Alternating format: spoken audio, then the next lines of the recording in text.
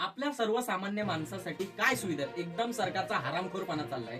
एकीकडे जे भाई उच्च न्यायालयाने जे बोललेलं आहे महाराष्ट्र सरकारबद्दल या गोष्टी की महाराष्ट्र सरकार न्यायालय ही सरकारला नपुसक म्हणते. न्यायालयाच्या टिप्पणीने सरकारची लायकी कळली.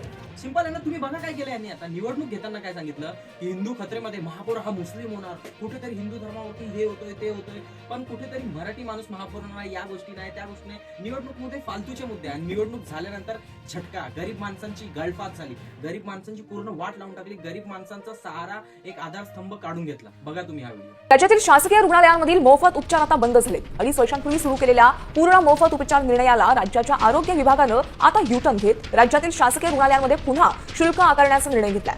बघितलं का, ज्यांच्याकडे पैसे नाहीत, तुमच्या आमच्या सारखे जे सर्वसामान्य घरातील लोक आहेत, ज्यांचा उपचार हा सरकारी दवाखान्यामधून कसं तरी चालत होतं, तिकडे पण खूप साऱ्या गोष्टी बाहेरनं लिहून द्यायच्या, तरी पण गरीब माणूस हा मॅनेज करत होता. आणि आता त्यामध्ये केस पेपरचे पैसे एवढं म्हणजे एक सांगू ना, चिंदगिरी चालले एवढी. जिथे केरळमध्ये पूर्ण ग्रॅज्युएशन पर्यंत शिक्षण हे मोफत झालंय आणि जिथे केजरीवाल मस्त मस्त शाळा काढलेल्या, केजरीवालनी मोहल्ला क्लिनिक काढलेल्या गरीब लोकांच्या उपचारासाठी, तिकडे हे महाराष्ट्र सरकार हरामखोरपणा करतोय का, पैसे घेतोय. आणि आता तिकडे जर शस्त्रक्रिया एखादी करायची असेल 40-50 हजार रुपये खर्च होणार. अरे आमच्या पगार नाही, तुम्ही टॅक्स मारून लुटतायत, मराठी शाळा बंद करतायत, गरीब माणसांना मारूनच टाकायचंय का तुम्हाला? एकदाच काय सांगून टाका ना.